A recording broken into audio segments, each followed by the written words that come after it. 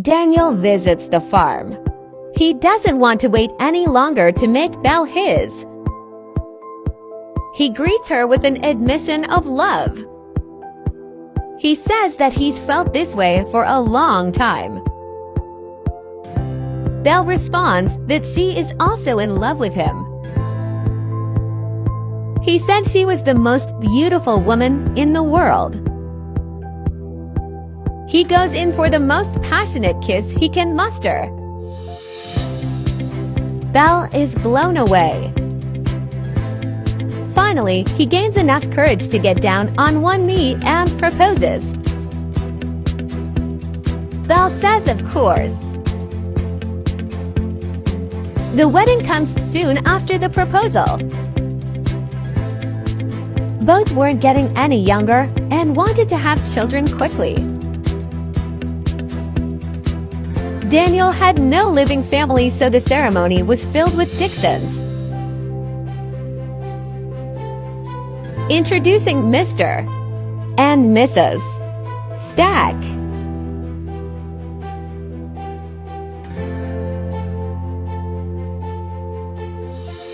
Bridget was so happy for Belle. The two had grown close. Scarlett's heart swelled with love for the happy couple. Abel was this relationship's biggest supporter, so he was so excited this union. After the ceremony, Abel collapses. He had a massive heart attack. He passed away almost instantly. Christopher was there and watched the whole thing. Christopher's heart breaks in that moment. Belle is devastated watching yet another person in her life die. Bridget was inside and comes out because of the commotion. Bridget is in shock. That shock quickly turns into absolute devastation and heartache. Abel was the love of her life. Following Abel's death, money becomes extremely tight. Without his income, they just didn't have enough money to continue.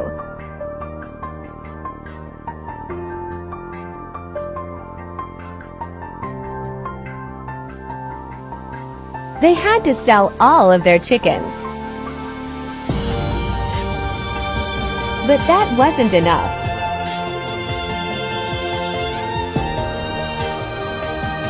They even had to sell their cow after their financial situation became so desperate. Bridget fell into a deep and terrible depression. She could barely even get out of bed. It is the twins' birthday.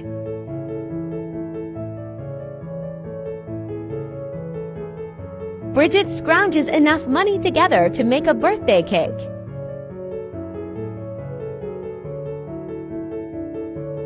Julie is first.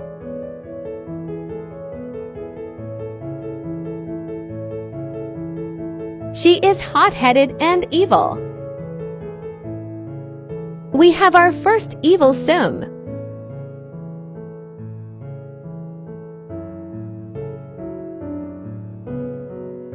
Her aspiration is psychopathic tendencies. Nora is next.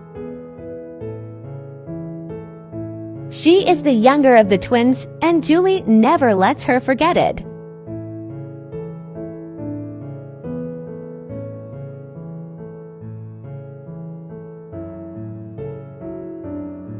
She is a slob and self-assured.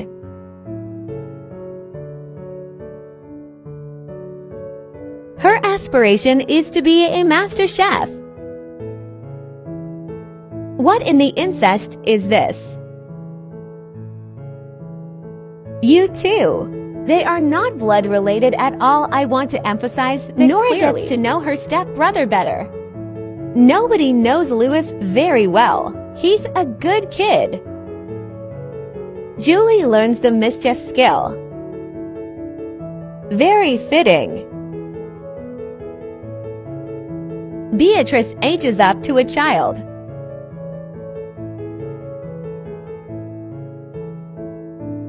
She is a geek.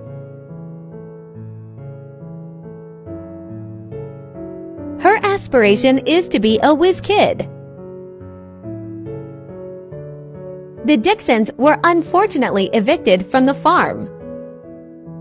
The farm became too expensive to keep, so they have to downsize. The farm has been a good home and will be missed. Christopher plays cards with his little brother often. He can only imagine how traumatic the past few years have been for him.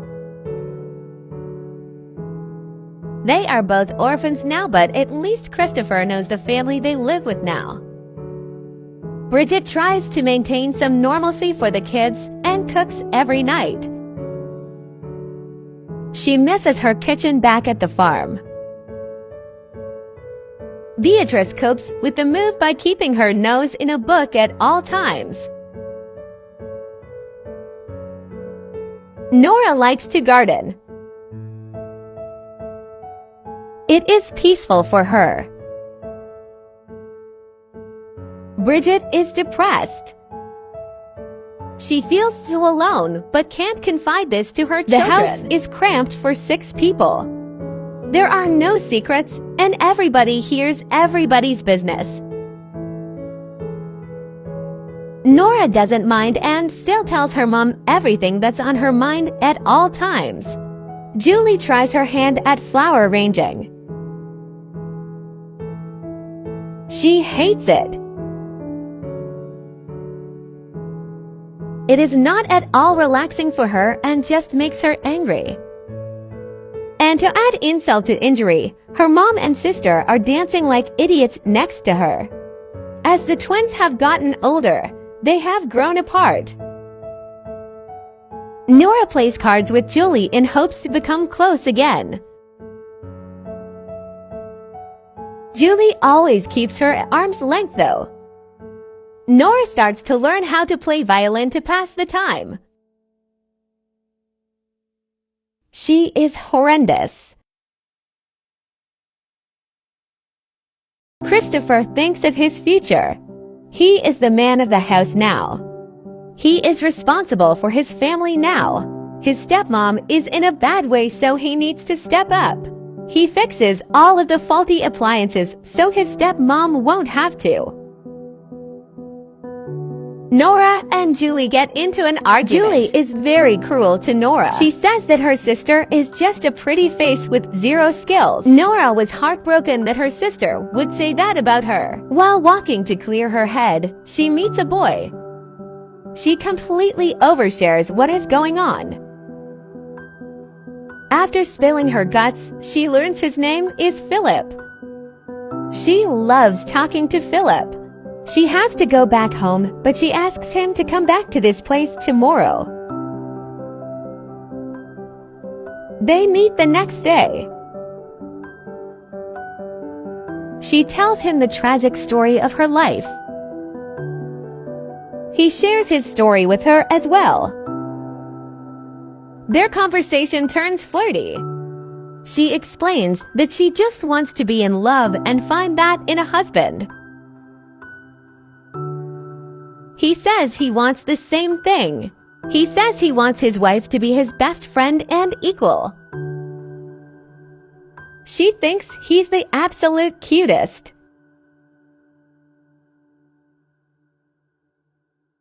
She already feels herself falling in love with him. Philip teaches Nora how to fish. She thinks waiting to catch a fish is dreadfully boring, but being there with Philip makes it better. She is comforted by his presence.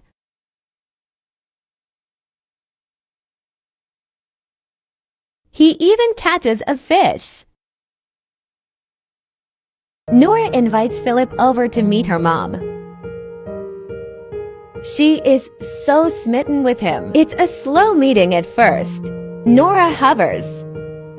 Bridget suggests that Nora go inside and make dinner so Bridget can speak to Philip. They have a nice conversation, and Bridget decided he's definitely good enough for her daughter. Julie went to his speakeasy and created a little distraction. She tried to also rob the bartender, but she was caught by him. She flirted her way out of him, calling the police. She has never felt so alive. Christopher practices chess. It helps him block out the weight of all the responsibility on his shoulders. Louis ages up into a teenager.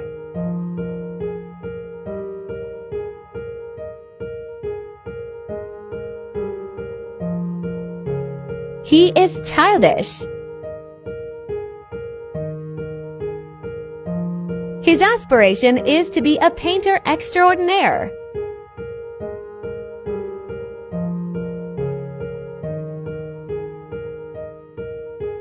Bridget visits Abel's grave often. She misses him. Louis enjoys painting. It's calming from the crazy of their cramped house. Bridget catches up on laundry while the kids are at school. Bridget liked the alone time. However, it always felt like she was doing laundry. Now that Louis was older, Julie thought he was cute. She was bored and wanted to have some fun. Louis was naive to the ways of women. He was just happy someone was paying attention to him. He was so lonely. Julie knew he was vulnerable but pursued her stepbrother anyway. She had him right where she wanted him. Julie persisted with her advances. He didn't even know that Julie was flirting with him until she was kissing him. Julie made him promise to keep this a secret. She said that their family wouldn't understand. Julie bragged to her mom about a boy. She failed to mention that it was her stepbrother. Bridget was oblivious. Beatrice likes to read under the covers after everyone else goes to bed.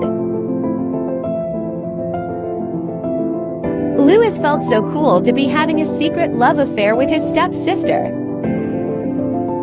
He also felt the guilt of it being wrong. Bridget has a conversation with Christopher and Nora. She explained that since she was getting older, they were the most responsible, and Nora was to marry one of age, and Christopher is to get a high-paying job. Julie overheard her mother and how called her irresponsible. She is livid.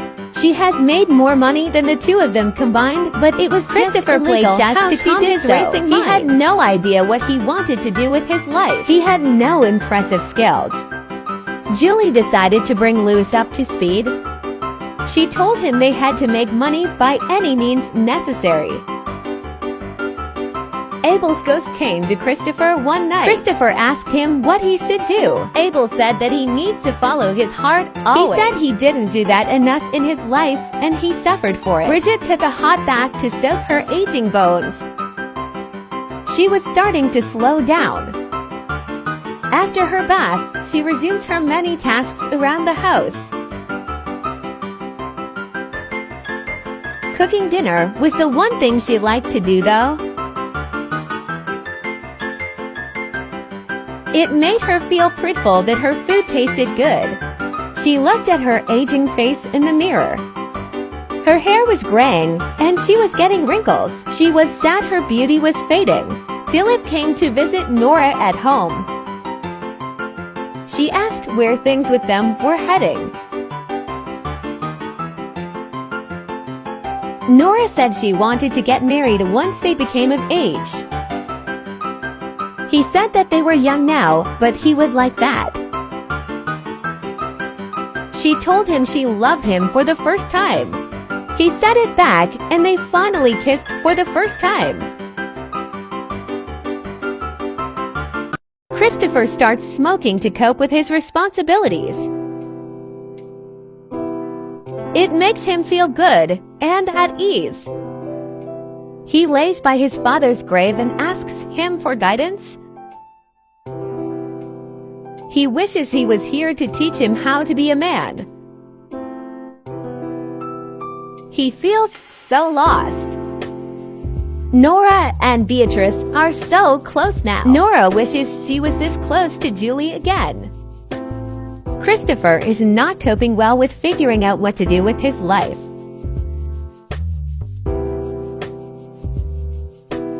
Bridget teaches Nora how to cook. Nora asked for her help so she will be a good wife someday. Aunt Belle comes over to the Dickson house. Christopher asks for her advice. She says that he should do something that will make him happy for the rest of his life, but also makes him a lot of money. He tries his hand at writing since his Aunt Belle is so great and successful at it. He realizes it is a lot harder than he thought it would be and decides it's not for him. Bridget begins reading in her limited spare time. She reads romance novels at first, but it only makes her miss her lost love. Louis asks his Aunt Belle about his father. She tells him stories of his dad when they were kids. She told him that he used to be different, but the war changed him. Bridget feels at peace when she's in the kitchen. She wishes she would have been able to create a career out of her cooking.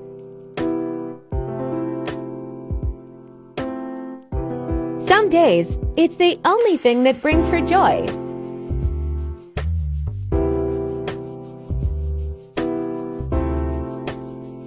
She maxes out in the cooking skill. Go Bridget! Bridget meets a beautiful lady at the market.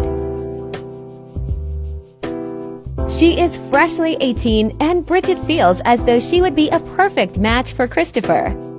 She talks up her stepson, and Genevieve agrees to meet Christopher.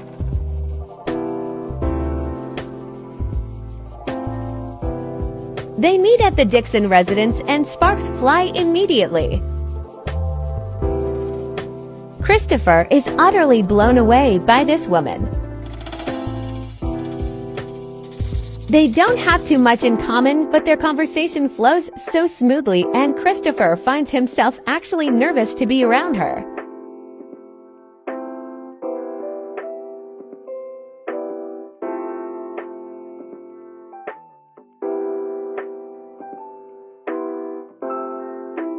Bridget bakes a cake for Christopher. It is his 18th birthday today. Louis is painting and Beatrice is talking to him when they hear a scream from inside the house. Poor Bridget was sitting by the fireplace when she caught fire. The entire living room caught fire. Unfortunately, the burns and smoke inhalation caused Bridget to pass away. Her family surrounded her and they mourned. Nora didn't know what she would do without her mom. Louis lost yet another mother figure. Beatrice was now an orphan. Christopher was now responsible for all 4 of his siblings. Julie was indifferent but mourned for appearances.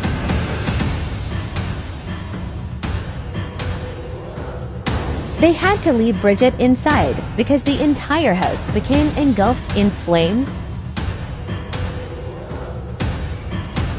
Their house was gone. They would no longer be able to live there. The Dickson family was homeless. Aunt Belle and Aunt Jocelyn worked together with Christopher to buy the siblings a house.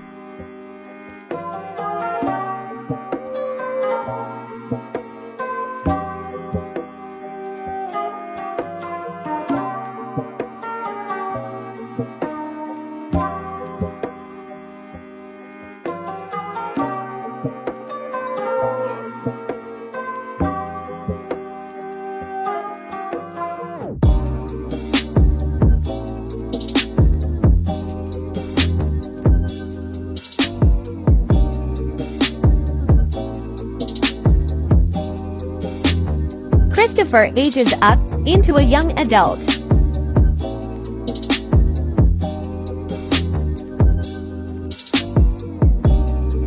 He is ambitious. Christopher gets a job to keep the house afloat. He chooses a business career solely for the money. Nora is distraught. She misses her mother. They also had to move several hours away from Philip. Louis seeks comfort in Julie. He feels lost and sad from the recent events that affected their family. Julie comforts him, but only to get what she wants. She is getting bored with their childlike romance. She proposes they sleep together, and that's what will make them feel better. Louis agrees, and they have relations for the first time. It is everything Louis had dreamed about, but Julie thought it was awful. Christopher reads to set his mind at ease. His life was so overwhelming right now.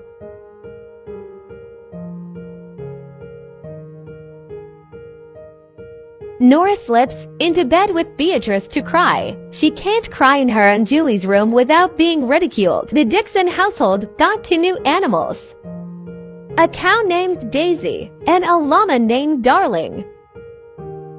Julie ponders her decisions in the bathtub. She is bored of Louis altogether. She feels nothing towards him. Nora will complain about her life to anyone that will listen. Nora's victim of the earful this time is Louis. Christopher gets a head start on reports for work. He wants to do a great job. In honor of Bridget, Christopher asked Genevieve out on a date. Their core values are similar, and they carried a conversation very easily. He was very attracted to her and would be honored to have her as a wife. The date went swimmingly. He sat at their table long after she left and pondered everything. He smoked a cigarette to help clear his head. He wanted to see her again.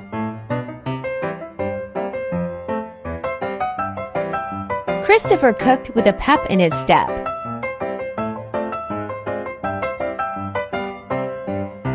He was becoming a hopeless romantic.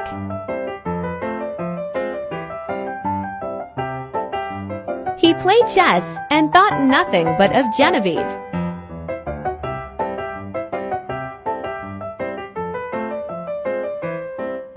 Smoking was the only thing that calmed him down anymore.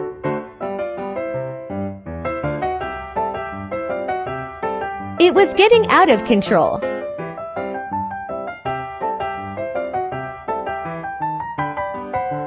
Julie had a plan. She didn't want to deal with Louis anymore. She kissed Louis right in front of Christopher. Christopher was shocked and responded with lots of yelling. Louis was in shock. He knew his relationship was over. Christopher said that they were only allowed to speak to each other in a family setting.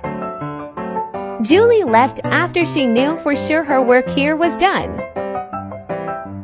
Christopher was so disappointed in his brother.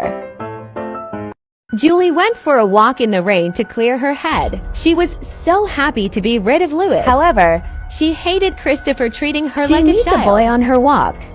It was peculiar that he was also enjoying walking in the rain. His name was Kenneth, and they understood each other the second they locked eyes. Both wanted to wreak havoc on the world. It felt nice to flirt because she liked someone and not because she needed something. His evil aura radiated between them, and Julie was so attracted to it. She wanted someone to terrorize the world with, and she knew Kenneth was that guy. Julie wanted him. She kissed him because she couldn't help herself.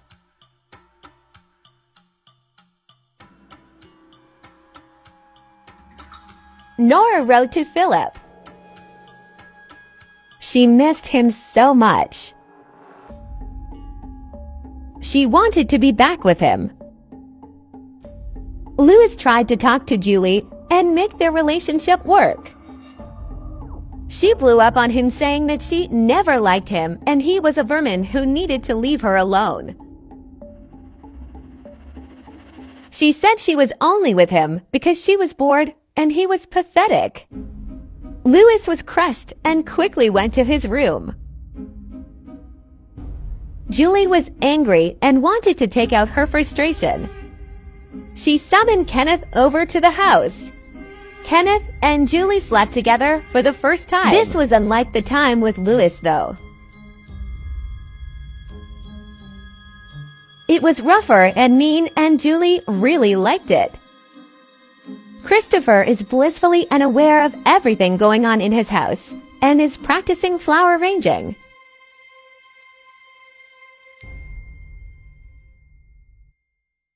Julie told lies to Kenneth about the inappropriate relationship between she and Louis. Kenneth and Julie came up with a plan. He was going to befriend Louis.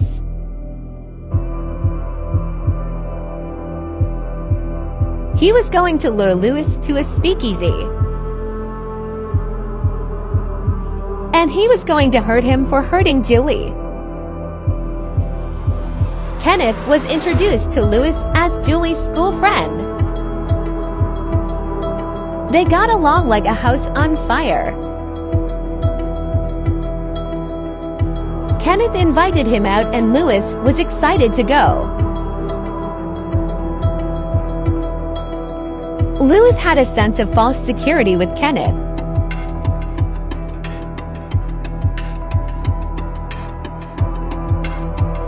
They got drinks at the speakeasy, and Louis felt on top of the world.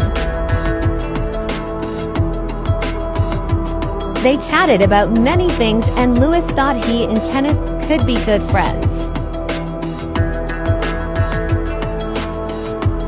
He thought he was funny and crude, which Louis wasn't used to.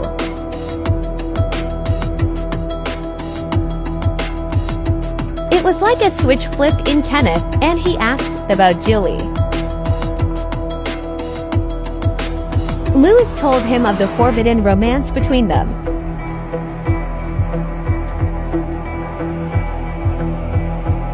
As they were leaving, Kenneth lured Louis to a dark alleyway.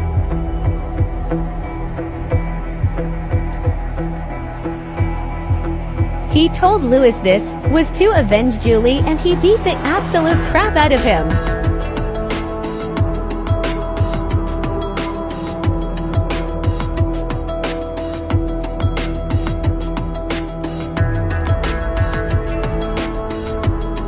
Afterwards, Louis walked home confused and in a great deal of pain. Nora and Beatrice hung out a lot. Beatrice was happy to have such an attentive big sister. Nora put all of her energy into being there for her sister since Julie wanted nothing to do with her. It also helped with getting Philip off of her mind. Beatrice became in charge of the animals. Christopher became too busy to help, and the others had no interest. Beatrice didn't mind because she loved her animals. Louis assessed his injuries in the mirror. Julie came in to see what Kenneth had done. She laughed maniacally and told him that she had orchestrated the whole thing.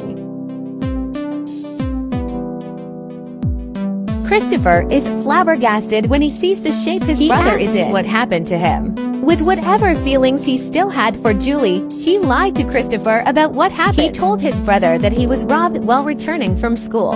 Beatrice worked around the clock to care for the animals. She was happy to help provide money for the family with the products of the animals.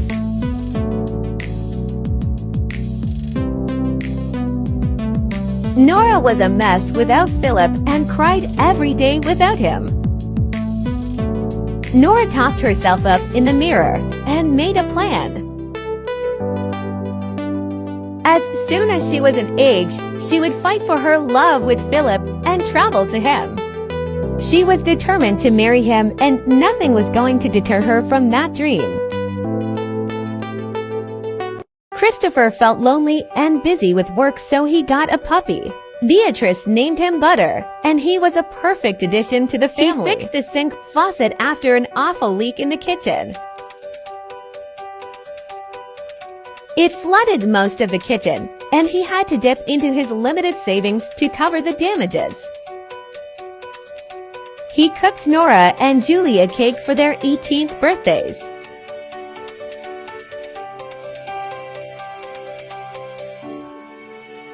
The twins aged up into young adults today.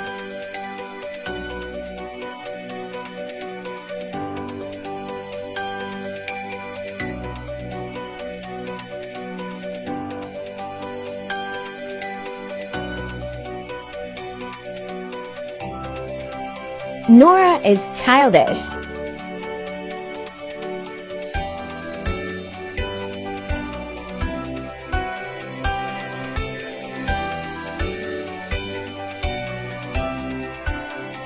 Julie is outgoing. What an actual psychopath, lol.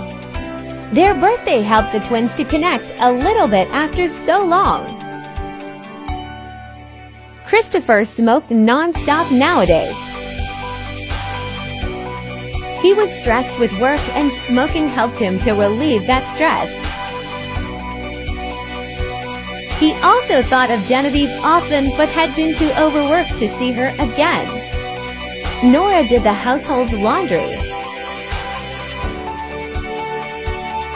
Now that she was legally an adult, she was going to plan her escape to reunite with Philip.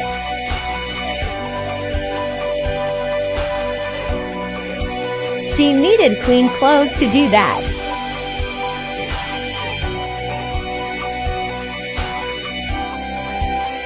She also read up on all of the important life skills to be a good wife.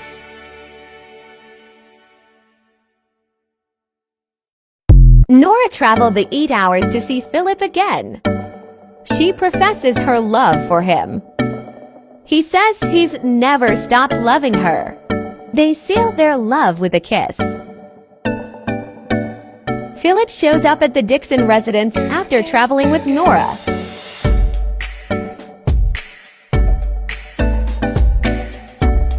He sits Christopher down and asks for his blessing to marry Nora.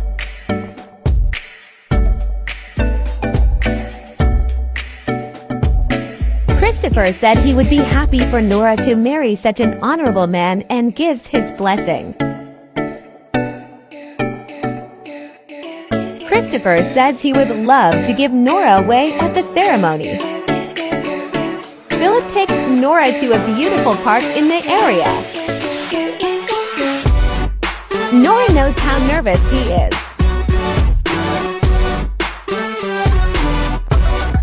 She trembled with anticipation. Finally, Philip gets down on one knee and proposes to Nora.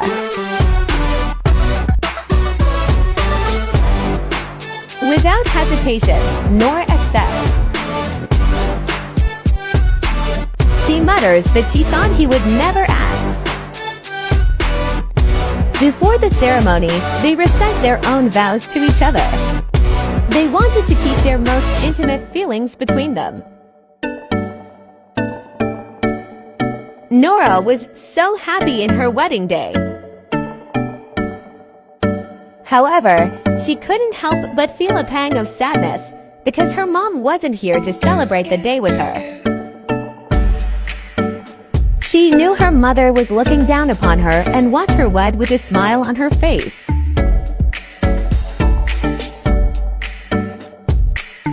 The wedding is an elaborate event. Philip's parents spared no expense.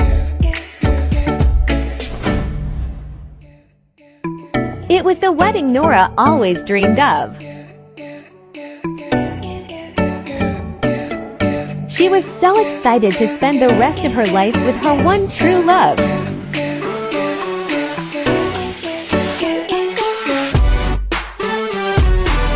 Introducing Mr. and Mrs. Philip and Nora Matlock.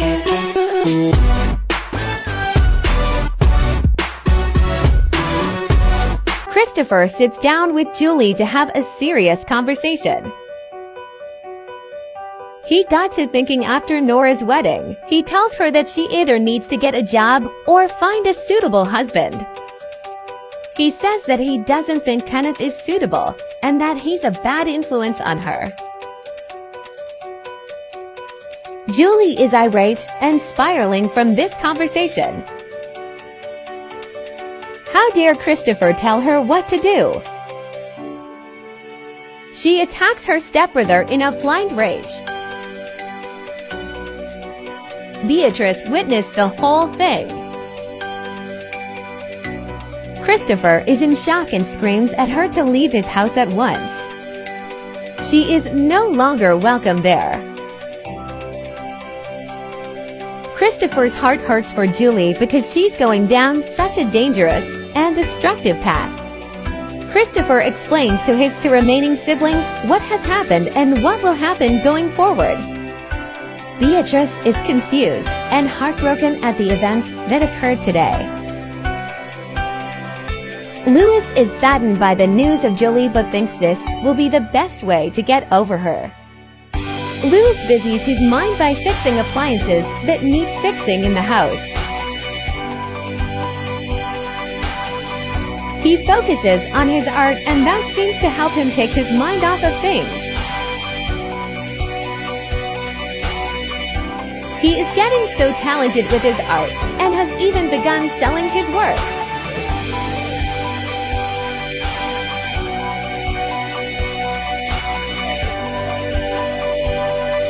Christopher finds comfort in butter and he confides all of his worries and woes to the puppy. Beatrice is apparently napping in the tub. Go off, sis lol. Beatrice is aging up into a teenager today.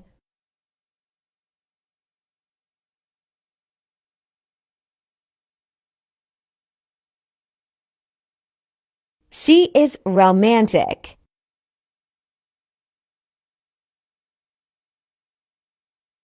Her aspiration is to be a serial romantic. Beatrice finds comfort in grooming her animals.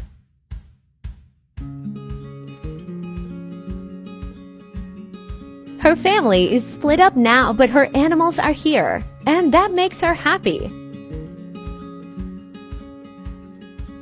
Providing for her family also brings her joy. She is proud to be able to help her brother sustain their home. She does her homework in her limited spare time.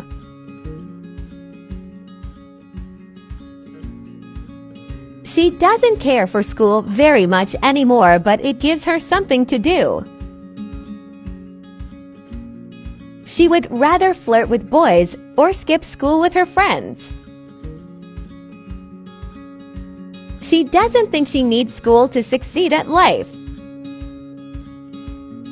Louis does his schoolwork because he doesn't want to be stuck taking care of his family like his older brother. He's not very good at school, but he tries extremely hard. Laundry is not Beatrice's favorite task. It is tedious, and her brothers are slobs with stains galore. Louis started journaling his thoughts to try to process what happened with Julie. He still had feelings for her, but knew she was a bad person, and that was the pain he was grappling with. He wants to find a wife and move far, far away. Her least favorite part of having animals is cleaning up after them. It is disgusting work. Beatrice picks up a bad smoking habit. It's all the rage and she hopes it gets boys to notice her. Louis and Christopher have a heart-to-heart. Christopher informs him that a woman is coming over for dinner, and he really likes her. Christopher slaves away in the kitchen to cook an abundant dinner for Genevieve.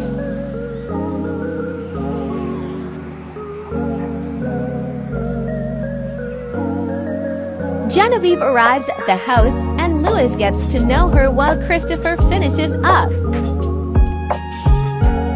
Louis thinks she is perfect for his brother.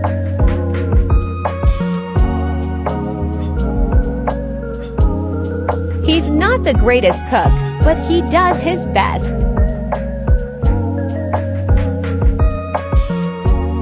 His dinner turns out great, and he's so proud of himself.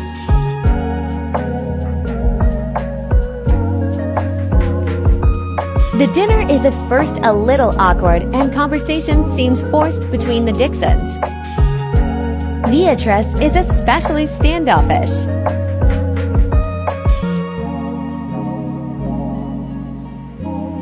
After his siblings leave the table, conversation moves more smoothly between the new couple.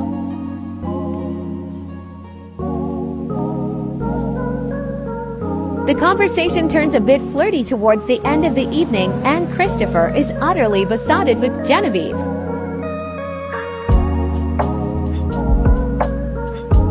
Genevieve shares her wants and dreams with him, and he does the same. He can't stop looking at her lips and blushing. She notices and blushes as well. The two watch the stars together before Genevieve leaves for the night. The mood is right for Christopher, and he chooses to finally make his intentions known to her. He tells her that he would like to go steady with her and hopefully marry her one day soon. Genevieve thankfully feels the same way.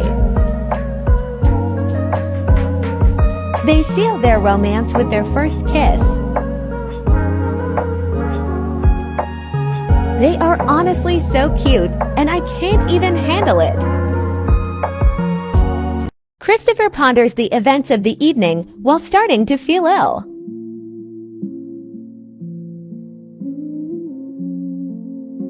His mind gets fuzzy, but the only thing clear is his love for Genevieve. Beatrice tries harder in school, but it does not come easy to her. Christopher spends weeks in bed with an illness. He sleeps most of the time. Nora comes to visit the family and is heavily pregnant. She is absolutely glowing and is so excited to become a mother. Beatrice is so happy for her sister, but is happy that she would never want to be tied down. Christopher is so glad he felt well enough to catch up with Nora. He tells her of Genevieve, and Nora says she's never seen him this happy. She says it makes her heart happy that he has found someone, because she didn't know if he would ever open his heart to someone. Louis can't wait to be an uncle and spoil that child. Nora recounts her first year of marriage in vivid details to Louis.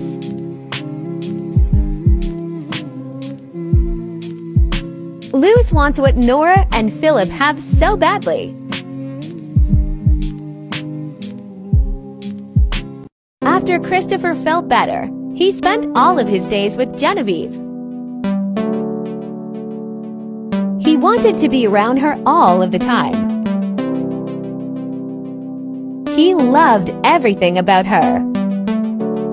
He didn't want to waste another moment without her being his wife. He gets down on one knee and proposes. She accepts happily. Genevieve cooks the Dicksons an elaborate meal to break the news of their engagement.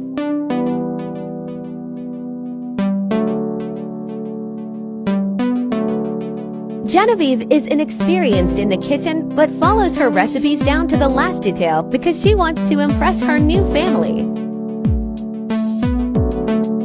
They eat dinner as a family, and Christopher blabs the news, unable to contain his excitement. His siblings are thrilled to add Genevieve into the family. They wed a few weeks after the engagement. Genevieve looks stunning in her wedding dress. It is a relatively small ceremony, but it is filled with so much love.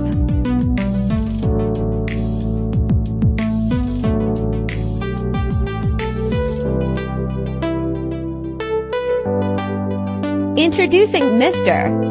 and Mrs. Christopher and Genevieve Dickson.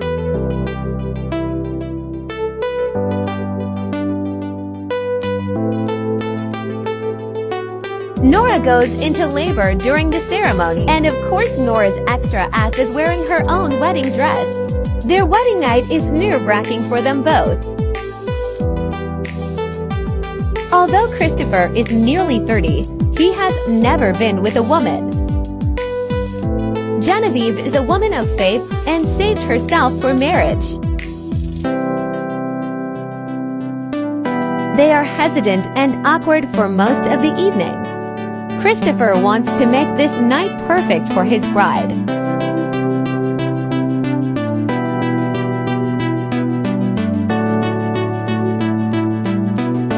Neither know what to do, but both want this so badly.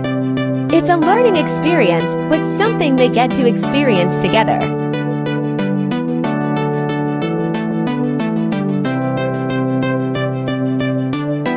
When they finally do the deed, it is perfect for them both.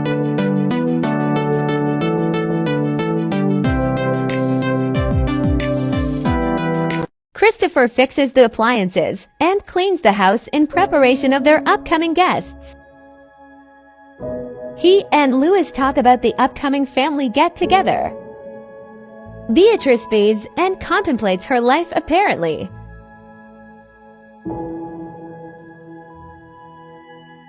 Butter even gets a bath to look good for the guests.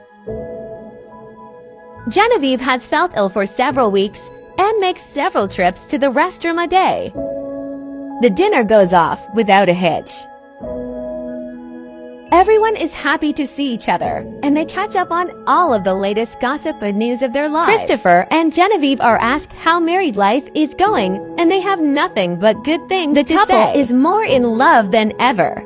As it turns out, Genevieve is pregnant with she and Christopher's first child. They are absolutely thrilled to be starting a family together. Through all of the joy though, Genevieve is sicker than ever and spends most of her— How is Julie, might you ask? Let's have a few Julie-centered episodes to get caught up. She spends all of her time with Kenneth. So much so that after a few months of this, he asks her to marry him. She accepts and is so happy that he won't leave her like her family did. They have a private ceremony, just the two of them, because she doesn't think that her family would come if she asked. Kenneth hates her family and didn't want them to come anyway. It was a nice ceremony nonetheless, and Julie was excited to have Kenneth as her husband.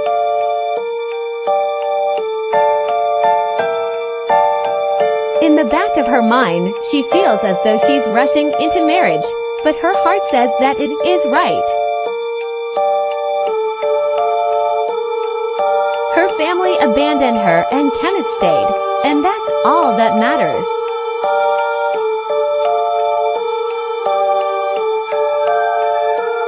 He got cleaned up to consummate their marriage. Little did Julie know what was waiting for her. They had sex right then and there in the kitchen. It was not loving and like a normal married couple, but Julie had gotten used to this with Kenneth.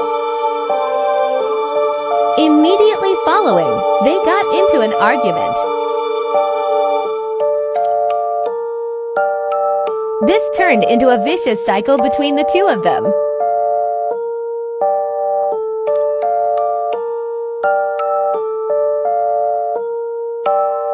Kenneth, as it turns out, is a bit of a sadist, but Julie didn't know that yet.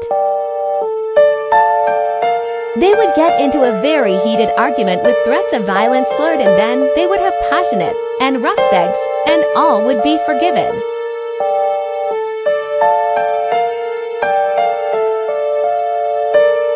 This was the pattern for several months until it progressed into actual violence.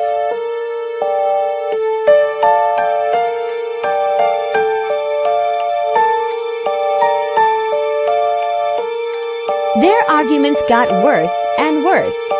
Kenneth started saying that he only finds her attractive when she's in pain, and it's pain that he's caused. Julie slapped him after he threatened to cheat on her if she didn't sleep with him right then. Kenneth reciprocated with punching her, and that started an even more awful. In a cruel twist of fate, Julie became pregnant. She was terribly unhappy to be pregnant with Kenneth's baby. She didn't want to bring a child into their way of life. She would psych herself up in the mirror often to actually be around Kenneth. The months went by, and thankfully the beatings weren't as severe with her being pregnant. That was until a few days she was due to give birth. They were arguing and Kenneth tried to beat her. Maternal protection took over, and she defended herself and hurt Kenneth. The energy she exerted caused her to go into labor.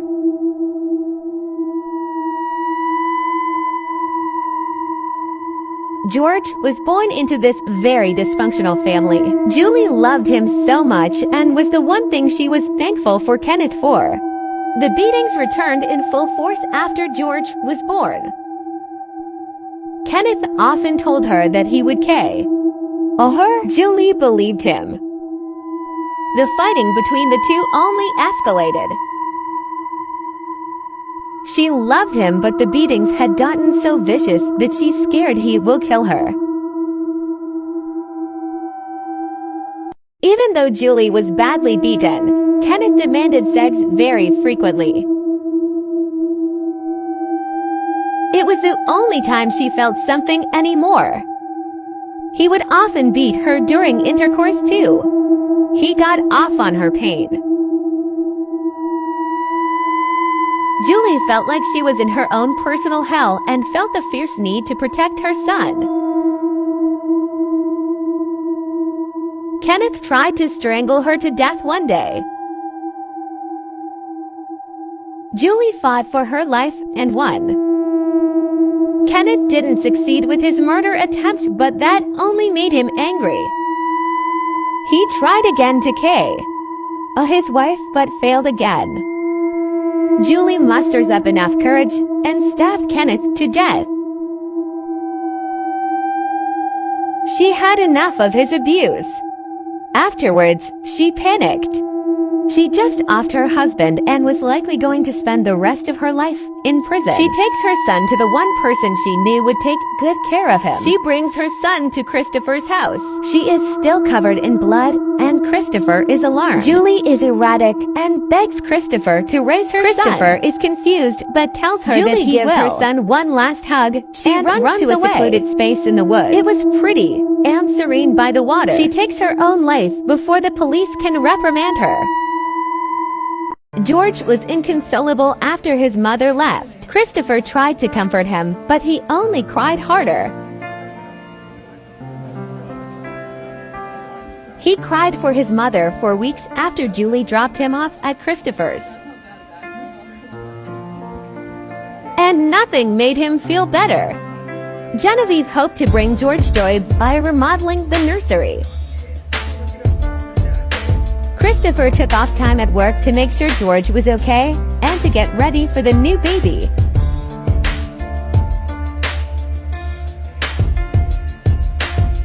George eventually clinged onto Christopher but wanted nothing to do with Genevieve.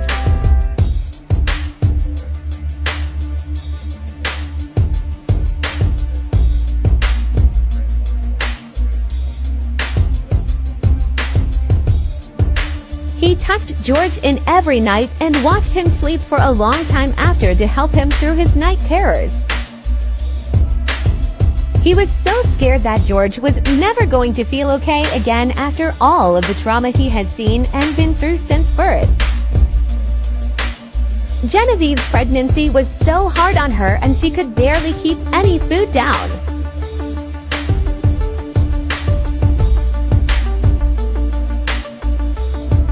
She was happy to be bringing life into the world, but was so miserable. She was sick constantly. Slowly, George returned to normal, although he asked for his mommy often.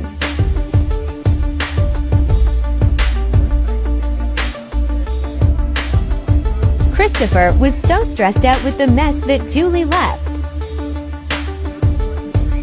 Their family was under a microscope in town. Beatrice read in the papers that the police found Julie's corpse in the woods. She was devastated that her sister took her own life. She found comfort in her animals as per usual.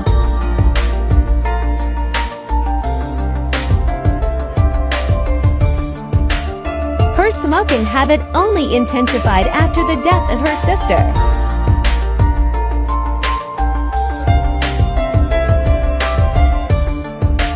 She was smoking over a pack of cigarettes a day.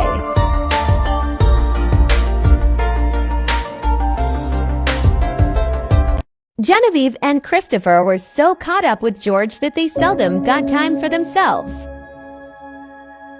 When they did, Christopher gave his wife massages and made sure that she was comfortable. He was so considerate. They were getting so excited for their bundle of joy. That seemed to help Genevieve's discomfort the most.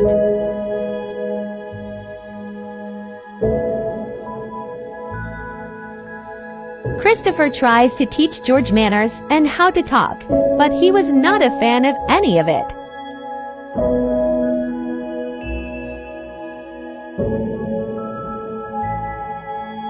Louis' birthday was coming up, and the girls wanted to throw a party for him to cheer him up. Louis journaled often to share his feelings about Julie's death that he could never tell his family. He felt a piece of his heart had died with her, but outwardly he was the rock of the family. George started throwing temper tantrums, and it was an added stress on the household. The lovebirds were gearing up for the birth of their child with a blizzard coming. Beatrice cooked her brother a cake for his 18th birthday.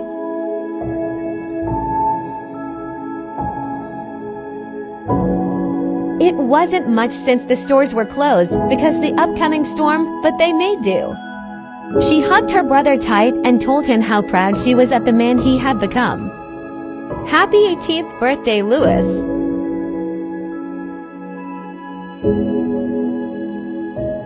Genevieve tries to bond with George, but to no avail. He wants nothing to do with her.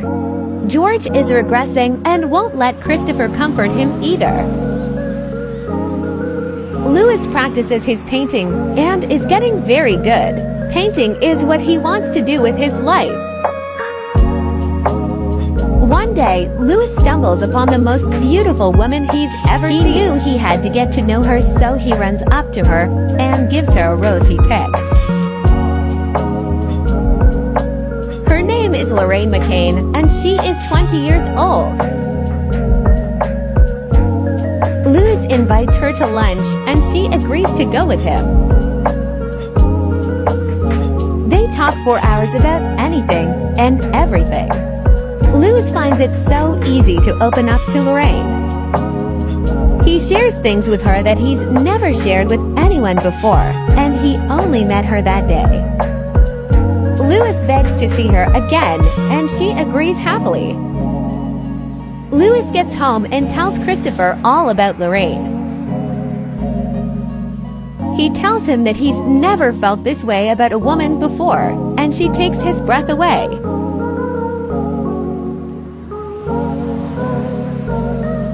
Christopher says to play it cool, but to put his heart on his sleeve and be open and honest with her.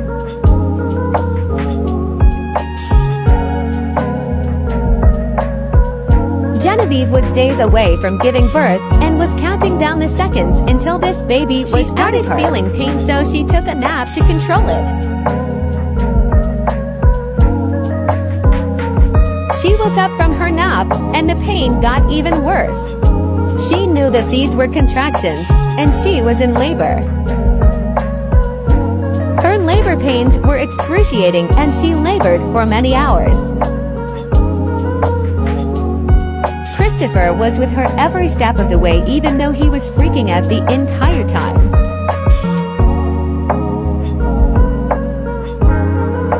Finally, Genevieve felt the need to push and gave birth to a healthy, beautiful baby. A boy. Our new heir, Jackson Dickson, our 1930s heir. Genevieve was so happy to be done with labor and only wanted to rest, not to be with her newborn. George was not taking having a new baby in the house very well. He refused to sleep in his bed. Genevieve had complications following her delivery. The doctor said that it was likely she could not have any more children. The complications caused her to be extremely ill. She got a full-body rash and was faint for weeks after giving birth. Christopher took care of baby Jackson while Genevieve got better except for breastfeeding, of course. Genevieve loved her son, but had a hard time bonding with him because of the trauma of giving birth to him. The adorable brothers from another mother and father-in-law. Slowly, she got back to her old self and resumed household chores. She started bathing again and taking care of herself. She began to bond with her baby Jackson and loved to breastfeed him. If this was going to be her only biological child, she was going to make the most of it. Jackson aged up into a toddler.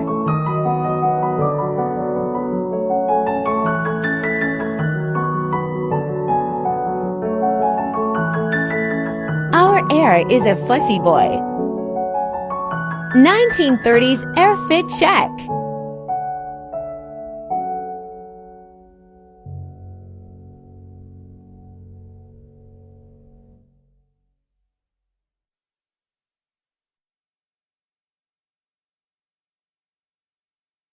George was not taking having a new baby in the house very well. He refused to sleep in his bed. Genevieve had complications following her delivery. The doctor said that it was likely she could not have any more children. The complications caused her to be extremely ill. She got a full-body rash and was faint for weeks after giving birth. Christopher took care of baby Jackson while Genevieve got better except for breastfeeding, of course.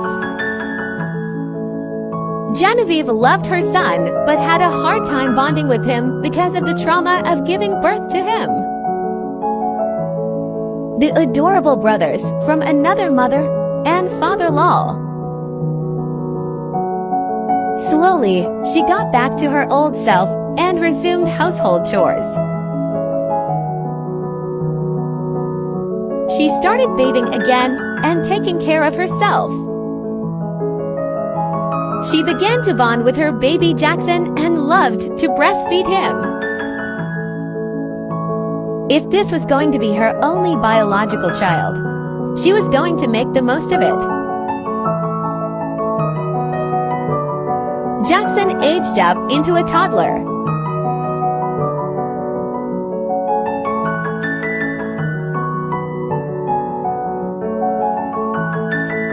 Our heir is a fussy boy. 1930s air fit check.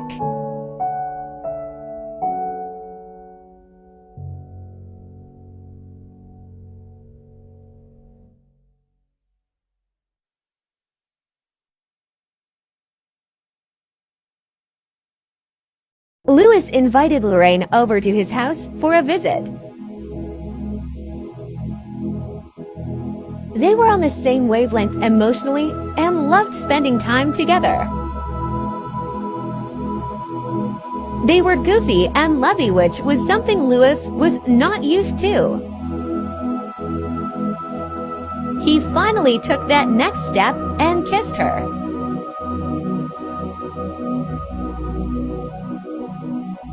It was the most magical kiss he's ever had. When she left, he did snow angels in the snow out of excitement.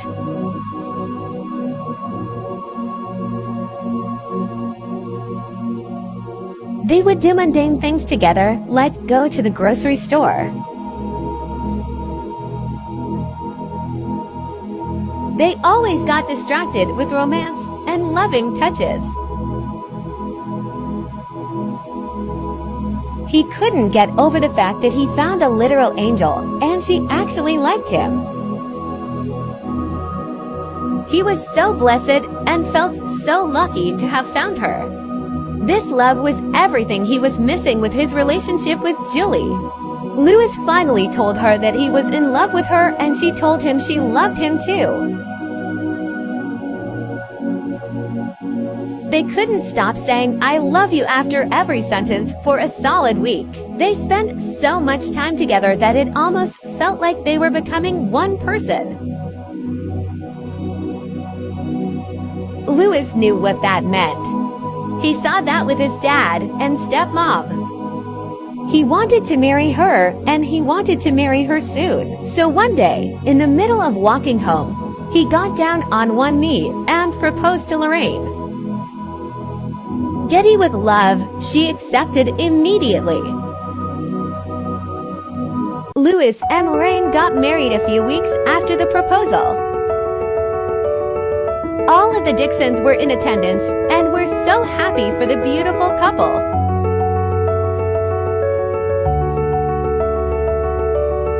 His family had been concerned he would never get over the Julie incident, but was pleasantly surprised. They were so in love and so happy to be tying the knot. Louis wanted to start a family with his wife immediately.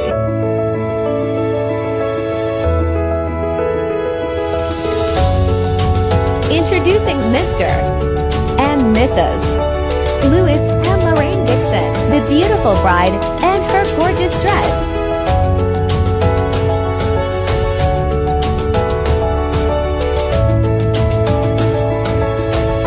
Look how cute George is. Our heir looking very dapper. Christopher was happy for his brother, but for some reason, wedding stressed him out, so he spent most of the time outside smoking. Life got back to normal at the Dickson house without Louis living there anymore. It was an adjustment for them all, but that was a part of growing up, flying away from the nest. It's time for the Wheel of Death.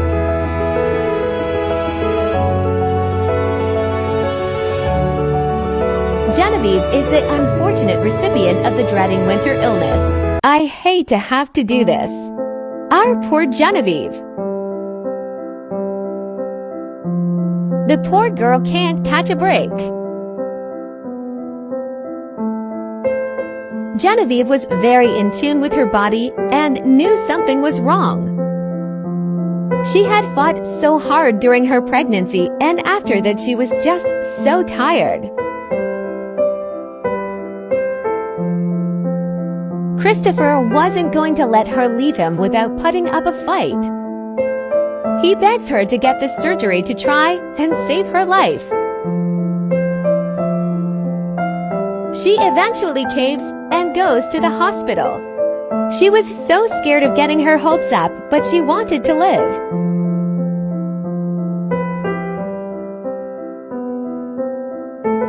Christopher was waiting with her every step of the way and smoking his stress away.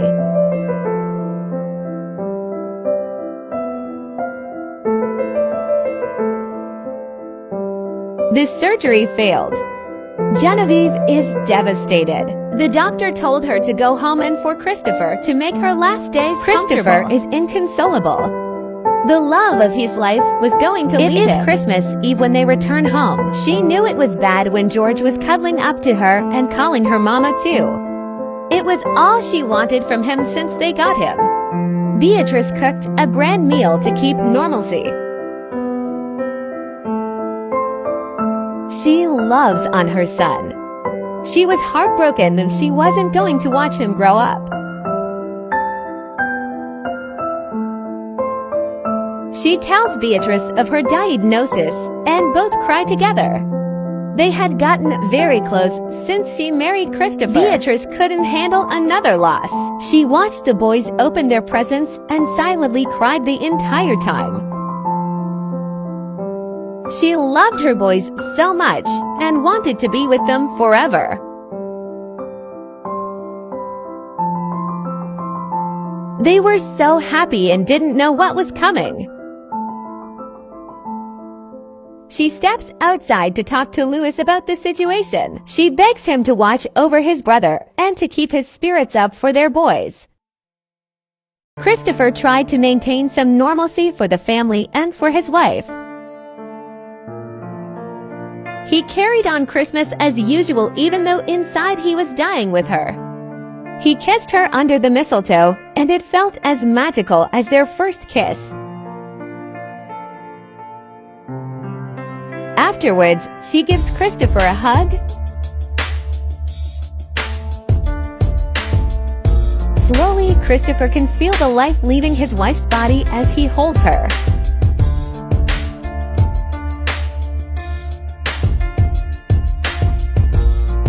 And suddenly, she goes limp. He lets out a bone-shattering cry as he lays her on the floor. The family is stunned and at a loss for words at the sight before them. Jackson doesn't really know what's going on, but his mommy isn't moving. Christopher doesn't know how he could go on without his beloved wife, but he knows he has to be strong for their boys. The Dickson family gather around Genevieve and grieve her death. Not the time or place, but Lorraine is pregnant. Christopher comforts Jackson and tries to explain that mommy is gone. George has a better grasp of what is going on because of his own mom. Christopher becomes a hermit in his room any chance he is able and privately grieves the loss of his beautiful bride. Beatrice tries to comfort her brother, but Christopher's walls are back up. Beatrice bakes her nephew a cake for his birthday. It is George's birthday.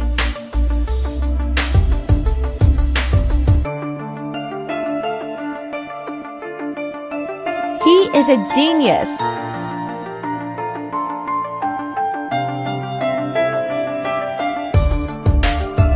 Beatrice often studies with George because it gives her motivation to actually do her own schoolwork.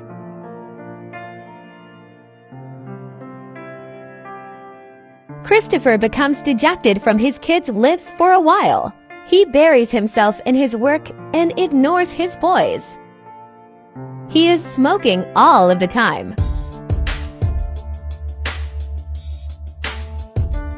There is always a cloud of smoke surrounding him. Beatrice really has had to step up for her family since Christopher is too depressed to do so. She had to grow up very quickly. George is doing surprisingly well with the death of Genevieve. He's sad for his dad, but he knows death is a part of life. George likes to ponder chess moves and loves to be challenged. George often plays by himself because he doesn't have any friends, and George feels he's too old to play with Jackson now.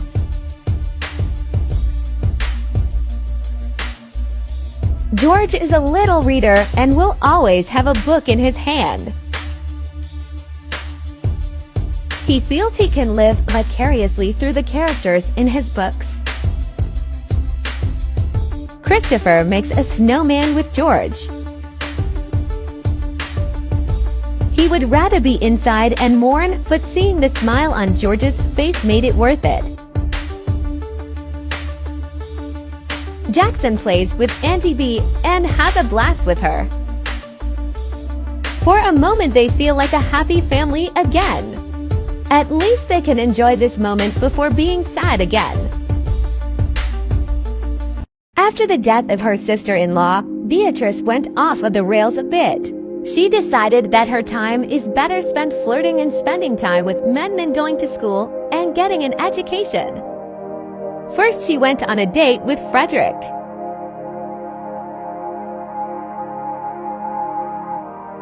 She thought he was cute but dreadfully boring. She wasn't particularly interested, but she lost her virginity to him just to get it over with. Later that month, she dated Alan Conrad. He wasn't as cute as Frederick, but he was fun to be around.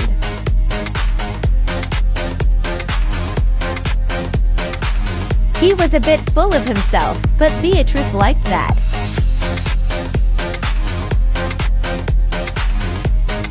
He was a full-on hothead, but that's what attracted Beatrice to him. They went on several dates and fooled around several times before Beatrice called it quits.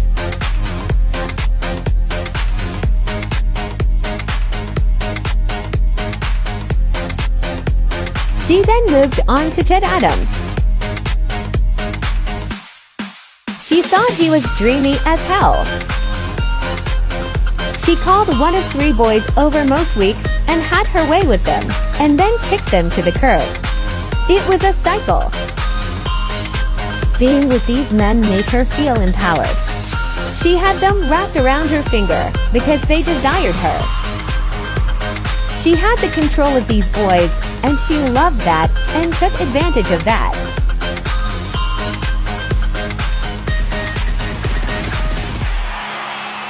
Beatrice finally aged up into a young adult. She is a cat lover. Lately, she had been getting sick in the morning and had no explanation for it. Eventually, she mustered up enough courage to take a pregnancy test. She is in fact pregnant. Beatrice is in complete and utter shock. She does not know who the father of her baby is. She gives herself a pep talk in the mirror and goes over all of her options. She thought about going to one of those doctors that do abortions under the table. She decided she couldn't do that. As hard as it will be, she will raise this child on her own. She can do this with or without the father of the child. Beatrice does continue smoking while pregnant to help her with the morning sickness.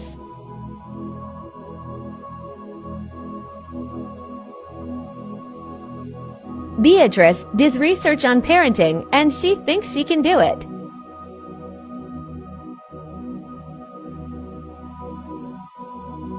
George loves to do homework and even does it for fun sometimes.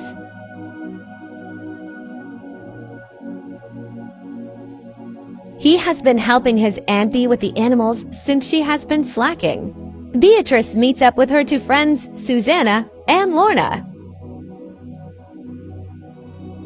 She shares the news of her pregnancy with them. They are shocked but very excited for her. Susanna asks how Christopher was doing. Beatrice thinks of a great idea. She needs to introduce Susanna officially to Christopher. They are polar opposites, but opposites attract. Not to mention, Susanna has always thought Christopher was cute. Susanna thinks it's an amazing idea and wants to see how things go with Christopher.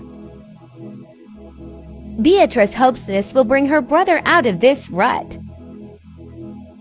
She finally sits Christopher down and explains her situation to him. He is incredibly shocked but wants to help his sister out in any way he possibly can. Beatrice turns the conversation to Susanna, and she mentions that he should go out to dinner together. Christopher is very hesitant at first, but eventually he agrees. So, while at a New Year's Eve party, Beatrice meets the most beautiful boy she's ever laid eyes on. With Beatrice's situation, she chose not to initiate contact with him. Thankfully, he had his eye on her as well and spoke to her first.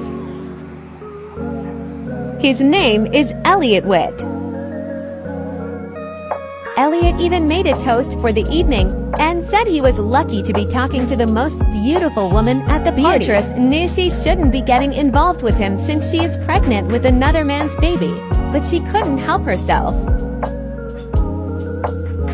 They spoke for hours and ignored everybody else at the party. Everything about him drew her in, and she found herself envisioning their life together. She knew it could never be, so she said she needed to leave the party early. He followed her out to make sure she was going to get home okay. Elliot hugged her and asked to see her again. Beatrice dodged the question and started walking outside. While waiting for her ride, Elliot said he had to see her again, and meeting her tonight felt like fate. Just like before, her cares melted away, and she kissed him before leaving. Christopher aged up into an adult. Yay! After several weeks of Christopher making excuses not to go out with Susanna, he finally rips off the band-aid and goes. He is surprised immediately at how beautiful she is. She's so funny and makes him genuinely laugh.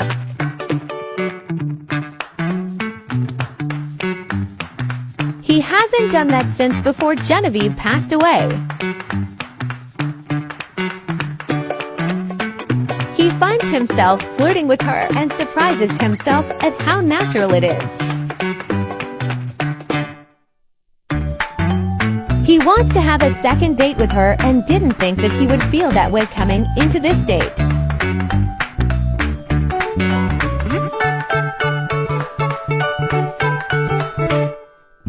George is getting proficient in chess playing. Some days, it's all he does, and he wants to be the best at it. Christopher invited Susanna over to have dinner with him. It has been over a year since his wife had passed, and he feels ready to date again. He is so happy to see her when she arrives. She looks so beautiful. She feels so good in his arms. He surprises her with a rose, and she is flattered. The dinner goes great, and Susanna loves Christopher's cooking.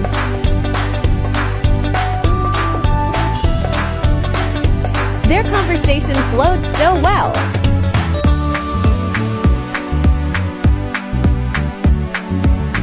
In a moment of impulse, he goes in for his first kiss with Susanna. She accepts his advances eagerly. Jackson ages up into a child. Our heir is a gloomy boy.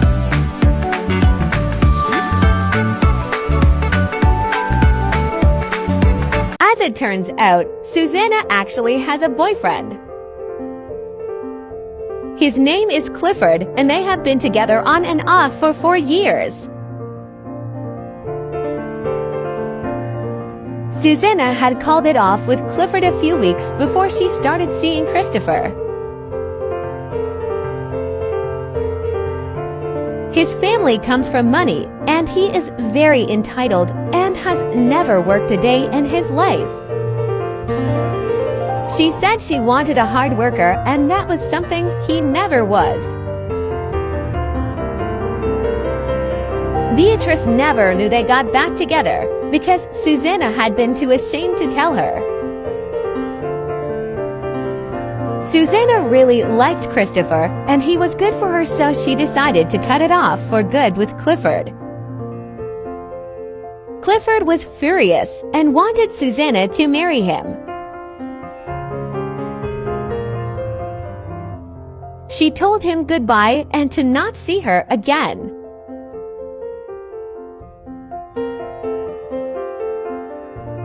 Christopher and Susanna had been going steady for over 6 months, and they were so happy together.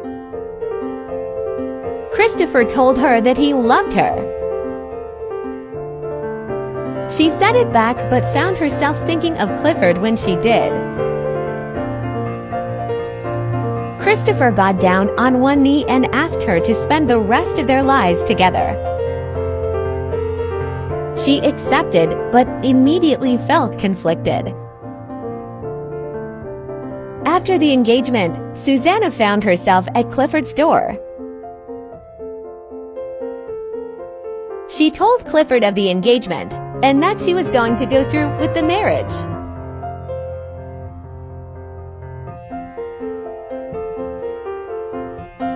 He was so hurt that she would accept his proposal, but not any of his own.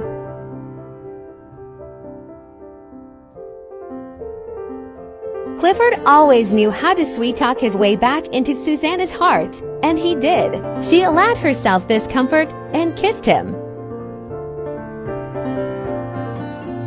He escorts her into his boathouse, and they have more of an intimate talk. Their talk turned sexual, as it often did. Clifford had a way of sweet-talking her panties off. Clifford's kiss and touch felt familiar. It was something she's known for years.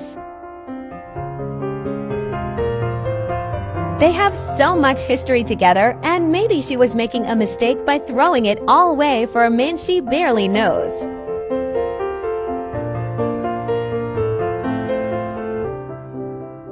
She knows she's being seduced, but she doesn't care. It feels good. She allowed herself this one time. She and Christopher have yet to sleep together, and she needed a release. Just one.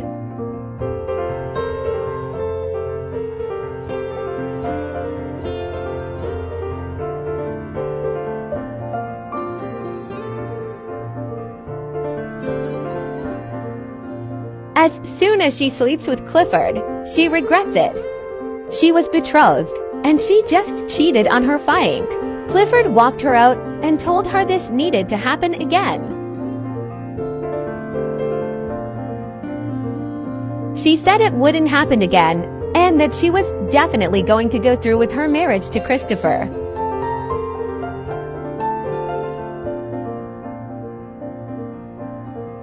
Something is wrong with Beatrice's pregnancy. She goes to the hospital to figure out what is wrong. She is very concerned and anxious about the status of her baby.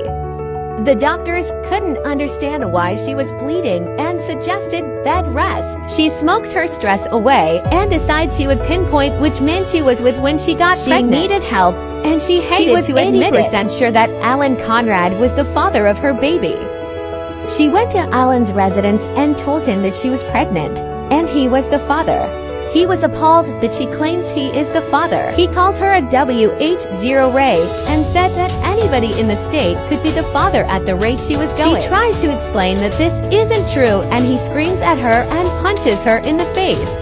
Beatrice is scared for her life and her baby's life and tries to escape, but Alan traps her in a corner. He beats the crap out of her and then lets her leave. As she leaves, he says that if the baby lives, she better not say he's the father or he will kill her and the bastard. She struggles to walk home.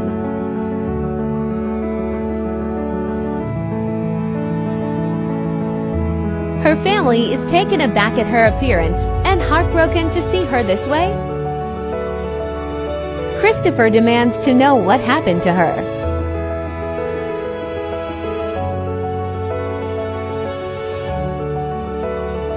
She explains, and Christopher comforts her.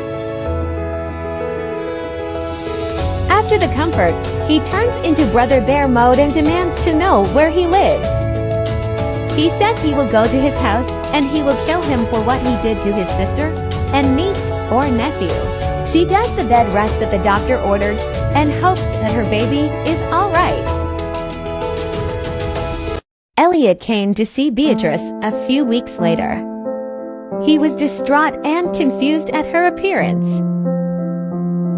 Beatrice knew she couldn't keep her baby a secret any longer, so she told Elliot everything. She expected him to leave as soon as she told him, but he didn't. He told her that he never believed in love at first sight before her, but he did in fact fall in love with her after only one night. He didn't care about the paternity of her child, and he would raise this baby like it was his own. He told her he wanted to marry her if she would allow him. Beatrice is completely dumbfounded but accepts, bawling her eyes out. Susanna had been getting sick for several weeks. At At first she just thought it was a stomach bug, but after she didn't get her monthly visitor, she knew it was something else. She took a pregnancy test, and it came back positive. She was panicking because the baby was obviously not her fiancé since they haven't consummated their relationship. The baby was Clifford's, and this baby was about to ruin everything she had built with Christopher. Susanna didn't know what to do. She wanted to have children, but not with Clifford. She wanted children with Christopher because he was already such a good father to his boys. In a normal situation, she would confide in both of her best friends, but she couldn't tell Beatrice about this for obvious reasons.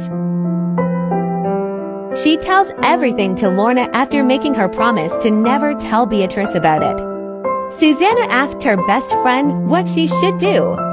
What would she do in this situation? Lorna tells her that Christopher is not likely to forgive her infidelity, and if the decision if she wanted to stay with Christopher, she had to get an abortion. If she wanted to keep this baby, she had to come clean to all she has hurt. Susanna told Clifford about the baby and that it was his. He was overjoyed that she was pregnant and that this meant they would be together. She told him that she was going to get an abortion and that she needed him to pay for it. He was distraught that she would do this to him, and he told her that he loved her. She said she loved him at one point, but she fell out of love and now loved Christopher. He blew up on her and told her she was insane if she thought he would pay for him to K. Oh, their baby. She blackmailed him and said that if he didn't, she would have no choice but to tell his diplomat parents about the baby out of wedlock. It would be a scandal and would cause a lot of issues for his family. He told her that he would pay for the abortion, but he would never speak to her again. Susanna said that is all she wants, and he gives her the money. She goes through with the abortion because she knows this is what is best for her relationship with Christopher.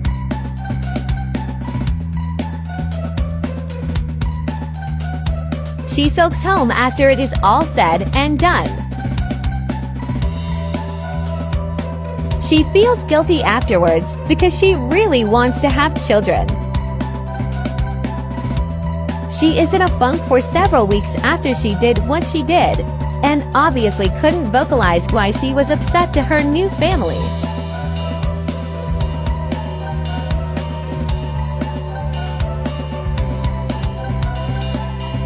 Elliot and Beatrice decided to have a shotgun wedding and get married before the child was born. The ceremony was small for obvious reasons, but everybody who attended was so happy for the beautiful couple. Beatrice was so happy to be marrying the man of her dreams. She never wanted this life before, but she wanted this life with Elliot. Introducing Mr. and Mrs. Elliot and Beatrice Witt. During the reception, Beatrice goes into labor unexpectedly. Elliot rushes her to the hospital and doesn't even have time to change out of his tux. Beatrice's labor is quick.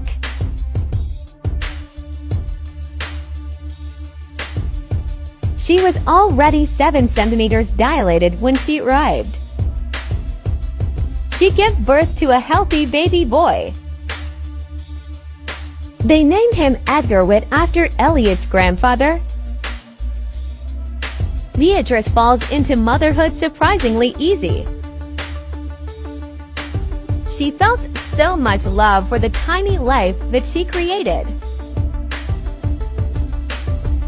She felt so protective of this little life that she knew she had to move away from her family. They couldn't live in the same town as that awful man. Alan Conrad would never touch her child. The family of 3 was staying with Christopher until their house was ready since Beatrice went into labor a few weeks early. Elliot loved being a father. He didn't once look at Edgar and not see his son. Being biologically his father or not, that boy was his son. Becker looked just like his mother, and that made Elliot love him even more. Christopher is back to chain smoking after sensing a shift in his bride-to-be's behavior and demeanor towards him. George ages up into a teenager. He is a perfectionist.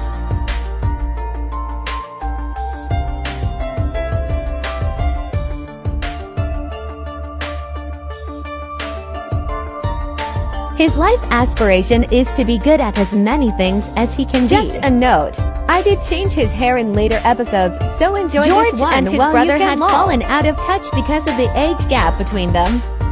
However, they bonded over chess, and George taught his younger brother to play. Obviously, George would usually win, but he would sometimes let Jackson win. George wants to go to university someday and get all of the degrees he is able to. He loves learning and expanding his mind. Now that Beatrice is gone, Susanna does most of the cooking herself. Christopher had a plan to get his girl back. He thought that if he seduced her, it would get her to remember why she said yes to marry him in the first place. It was small, meaningless flirting at first, and it reminded them both why they loved each other. They had agreed to abstain until their wedding night, but Christopher didn't feel that was necessary anymore. Then Christopher took a spicy turn and just got naked. When in doubt, strip down, I guess. We love a confident king. Seeing Christopher in the flesh seemed to really put her in the mood, and she stripped down into her underwear and took down her hair. After that, the mood changed into red-hot desire, and things progressed very quickly after that. She wanted him so badly, and he wanted her just as much.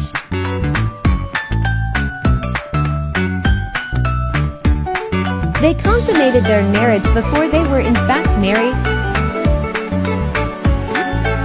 This helped tremendously with the unknown tension in their relationship.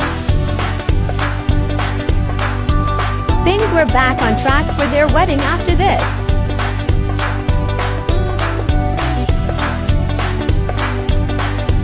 George wants to go to university someday and get all of the degrees he is able to. He loves learning and expanding his mind. Now that Beatrice is gone, Susanna does most of the cooking herself. Christopher had a plan to get his girl back. He thought that if he seduced her, it would get her to remember why she said yes to marry him in the first place. It was small, meaningless flirting at first, and it reminded them both why they loved each other. They had agreed to abstain until their wedding night, but Christopher didn't feel that was necessary anymore. Then Christopher took a spicy turn and just got naked. When in doubt, strip down, I guess. We love a confident king. Seeing Christopher in the flesh seemed to really put her in the mood, and she stripped down into her underwear and took down her hair. After that, the mood changed into red-hot desire, and things progressed very quickly after that. She wanted him so badly, and he wanted her just as much.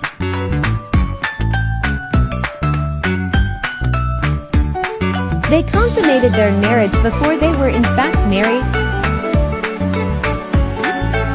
This helped tremendously with the unknown tension in their relationship. Things were back on track for their wedding after this.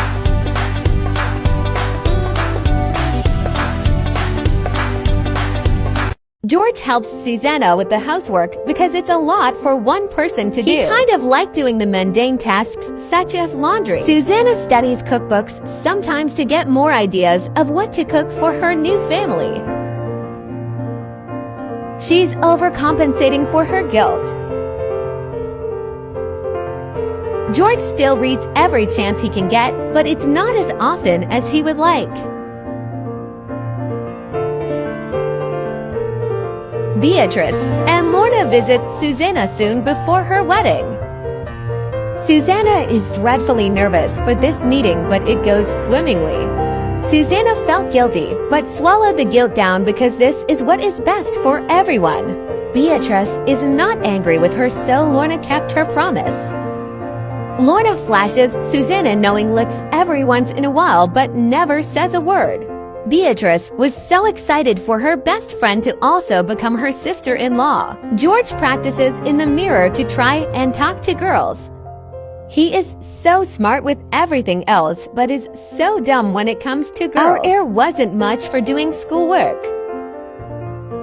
He would much rather play outside and get his hands dirty. His brother encouraged him to do his schoolwork and to stay focused because that would open up more opportunities for him once he's older.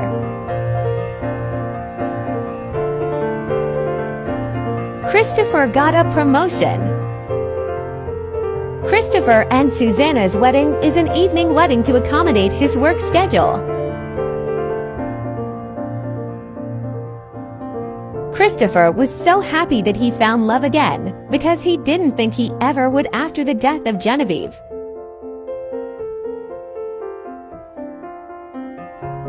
Susanna was so happy nobody found out about her indiscretion because this is the life she had always wanted. Despite the 10-year age difference, they complemented each other very well. Introducing Mr. and Mrs. Christopher and Susanna Dickson. Our very beautiful but adulterous bride. Susanna made it a point to speak privately to each of her new stepsons and to let them know she was so excited to become their stepmother, and she would treat them like her own. The newlyweds sneak away into the venue's bathroom and officially consummate their marriage.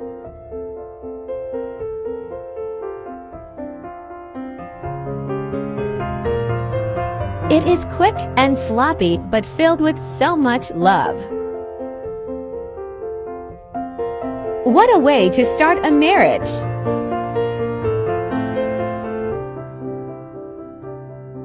Susanna started getting similar morning sickness like the first time she was pregnant. She was so happy when she took the test and was finally pregnant with her husband's baby.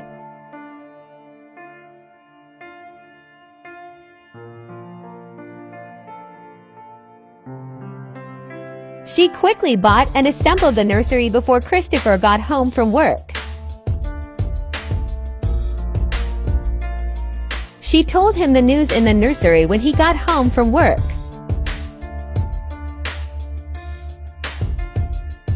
Christopher was so happy to become a dad once again. He hoped for a girl this time. George made his brother a birthday cake since his dad and stepmom were preoccupied with the upcoming birth of their sibling. Jackson finally ages up into a teenager, so it's officially 1930.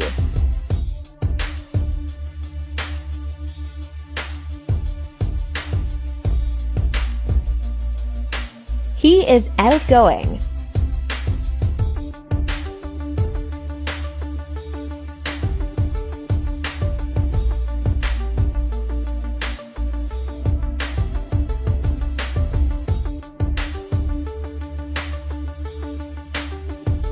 His aspiration is to be the neighborhood confidant. 1930 Air Fit check.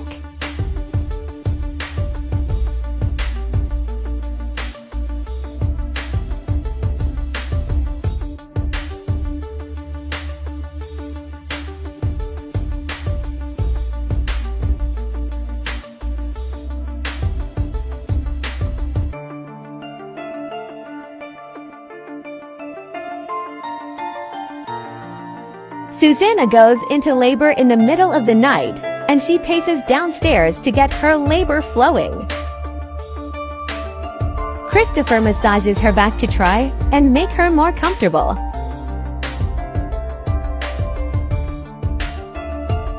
She was determined to have a home birth because she was comfortable at home.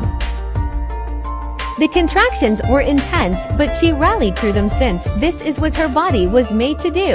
She labors for nearly 24 hours before giving birth.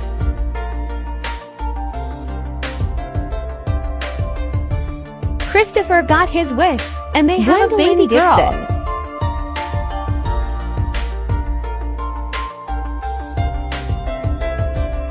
Susanna is so happy to become a mom and cuddles her little one all day, every day.